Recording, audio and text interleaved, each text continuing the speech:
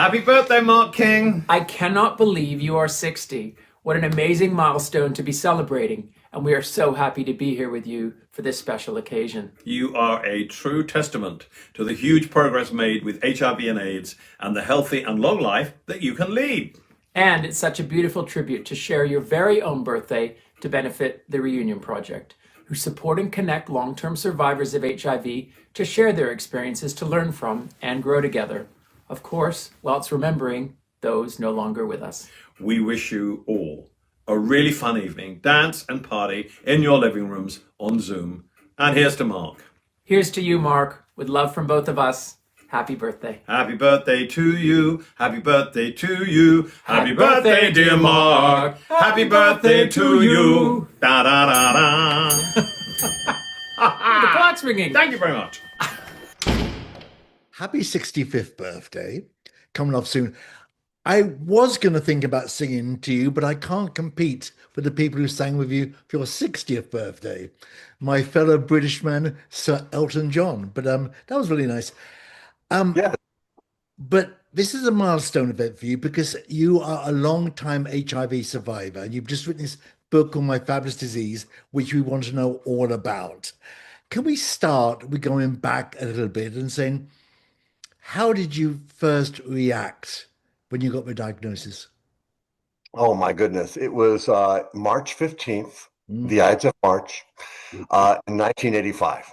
The test had only recently been approved, the first test to find out if you had HIV antibodies, and I took it immediately. And how did I respond? I think I was in shock. I think I knew there was a high likelihood. I lived in West Hollywood, California at the time, so one of the epicenters of the epidemic, and my dance card was full.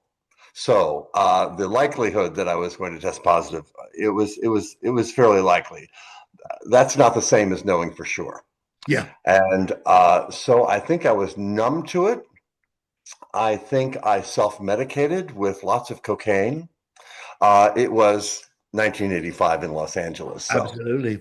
more cocaine. And I think that I needed time to get over the shock, the numbness, before I kind of sprang into action. Yeah. What inspired you? When inspired you to write the book, which is very uplifting? Oh, thank you. Well, you know, I had written a memoir initially that came out in the aughts called A Place Like This, which was my journey as a young, vapid, young gay man in West Hollywood, and working for a phone sex company, and then becoming aware of what was going on around me because of my HIV diagnosis. And then after that, I just became, I'm an essayist, you know. I like to get in and out in 800 words. And so my website, My Fabulous Disease, is my home base to write those essays.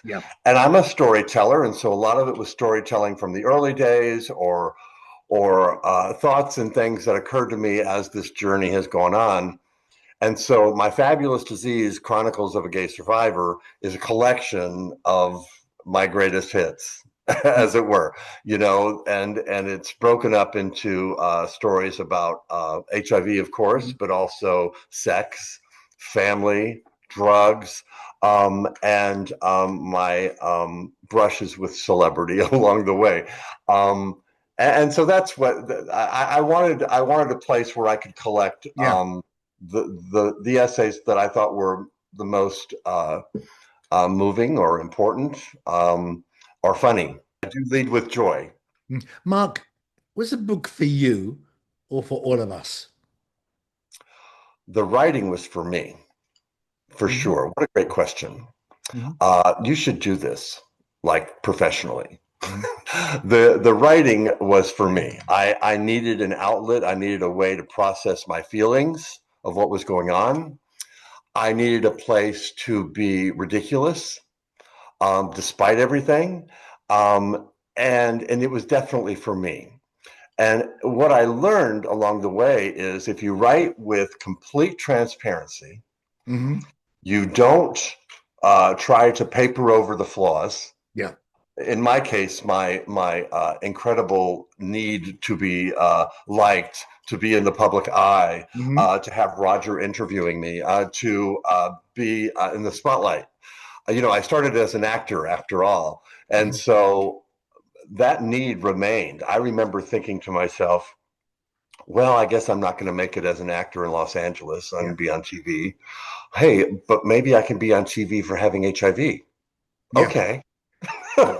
So, yes, the writing was for me. I just learned to be very brutally honest about myself, my own flaws, and in the process of doing that, I think readers were attracted to that. They saw me as somebody that wasn't going to say everything is love and light or everything is horribly tragic, because none of those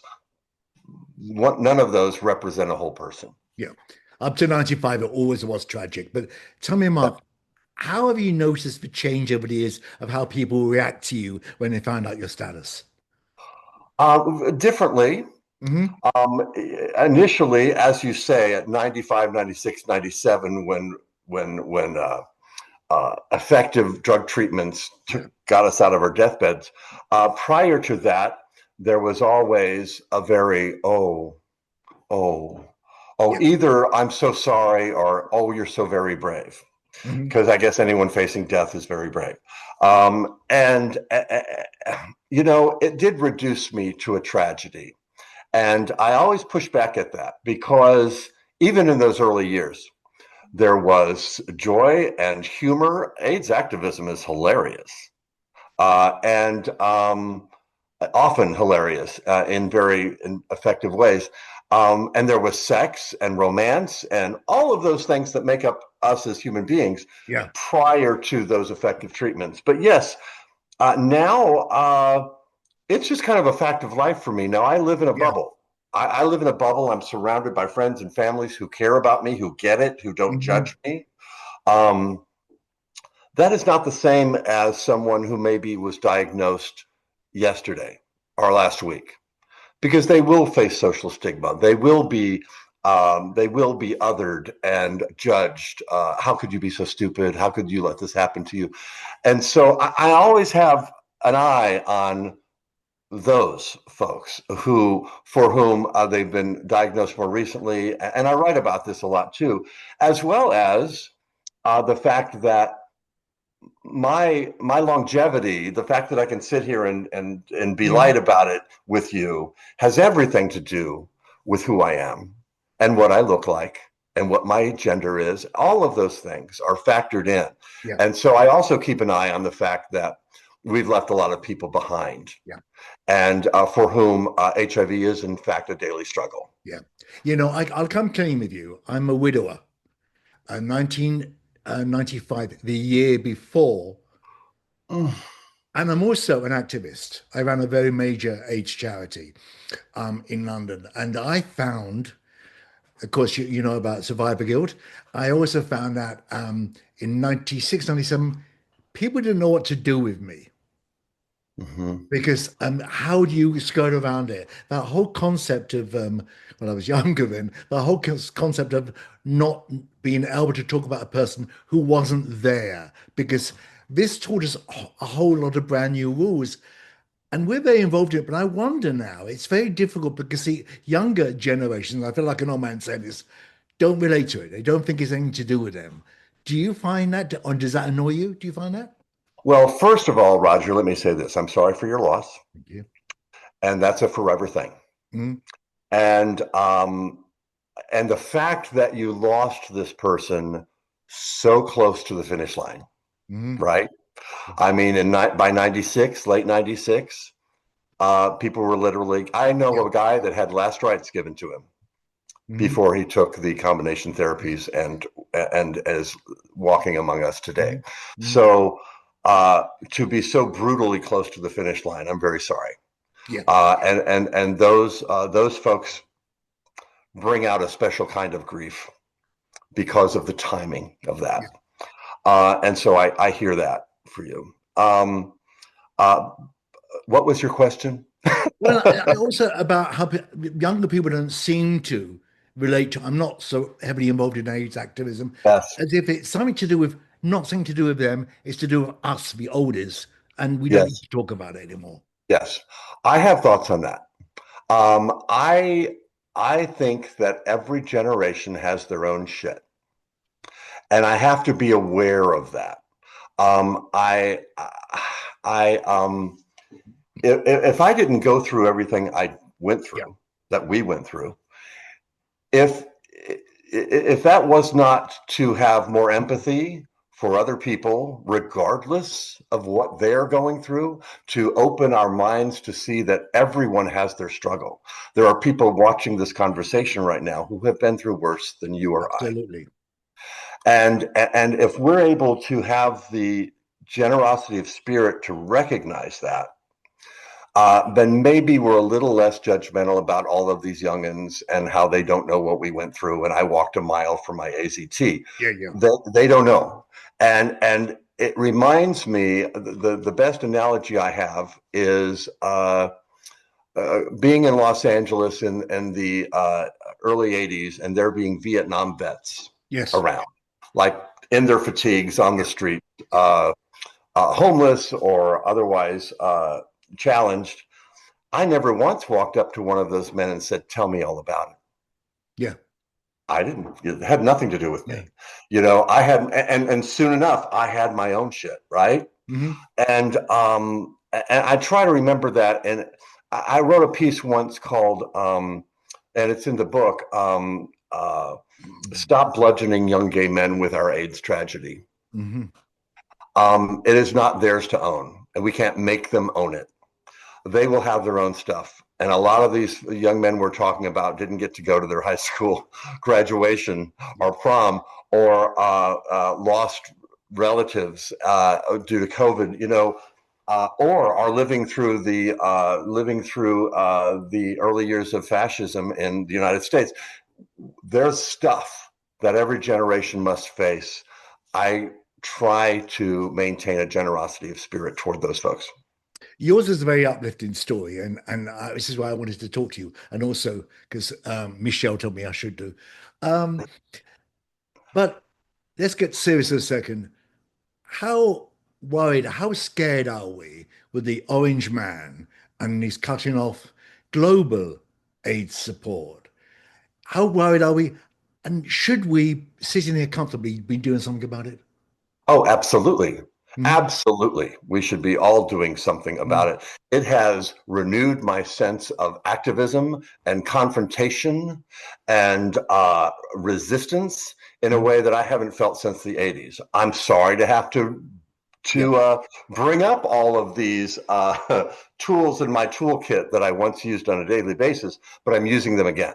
good. And we absolutely must. And I think that, again, young people are leading the way. Look at what Mhm. happened in the recent elections in the United States. Who tipped the scales? Young people in New York and in the government gubernatorial races. So hats off to them, knowing as we once did that it is up to them to do something about it. Am I afraid? Yes, yes, I am. I am afraid of things that are happening right now. I'm not just a fear of what Yeah, might happen. yeah, The dismantling of public health in the United States, the dismantling of every institution that we once trusted, the yeah. CDC, the Justice Department. All we could go through the litany of things. It's right before our eyes. Okay. And on some days, I think, well, I did my part back in the day. Why do it again? Well, because it gives me purpose again. Mhm. As we age, and I'm heading now towards 70, right? As we age, the one thing that we know is good for us, not to mention good for society, is having a sense of meaning, having a sense of purpose, driving towards something. And right now, my purpose and my drive is to get that man as far away from government as we possibly can. And in the midterms and in the next election, helping our citizenship see the power of our own voice, of our vote, and doing everything we can to circumvent the dismantling of the vote Yeah. and democracy itself. And so, yes, we must. We must. Let's finish on a high note. Any regrets at all? I've been unkind sometimes in my advocacy and in my writing. Yeah. I have, toward people with whom I had little patience. And sometimes I have a platform with my fabulous disease that I can speak about anything. I'm not beholden to anybody. I can, screw big pharma, screw organizations with poor leadership. I'll call people out. Sometimes I've done that unkindly without knowing everything that somebody might be going through or the challenges they have, either as a leader or as a person. And those are my regrets. It will not stop me from probably doing it again or being ferocious in what I have to say, and let the chips fall where they may. If the chip falls unfairly, I have no problem in correcting that. A lot of people don't know how to say they're sorry. Yeah. Don't know how to make amends. Yeah. And I got to tell you, truthfully, Roger, I always come out smelling like a rose when I apologize. There's nothing wrong with it. People should do it more often. Yeah. Yeah. No, I wanted to meet you because it's an outstanding pick me up book. No, you're not because your head's in the clouds, but it's a reality of it. I mean, one of the many things I'm very proud of in the past is I have a dying husband, and the most important thing to him was that the results they were getting from him was helping the next generation. And that's a message I always want to have in my head in some way, Roger, that is absolutely spot on. I don't believe I will be here for the cure for AIDS, but I know that everything that they've discovered about me and through long-term survivors like myself will help somebody else later down the line, and that's good enough for me. Thank you for keeping this dialogue alive. It's really important. You are welcome. Thank you for your interest in this, Roger, and for your work. Have a wonderful 65th birthday. I was going to pretend I haven't had mine yet, but I couldn't get away with it anymore. Well, and I want people to go to markis65.com, where you can register free for my 65th birthday party if you like. There will be a lot of surprises in store, a lot of joy, and a lot of purpose. How can we refuse? When I get older, losing my hair, many years from now, will you still be sending me a Valentine, birthday greetings, bottle of wine? If I'd been out till 2:45, would you lock the door? Will you still need me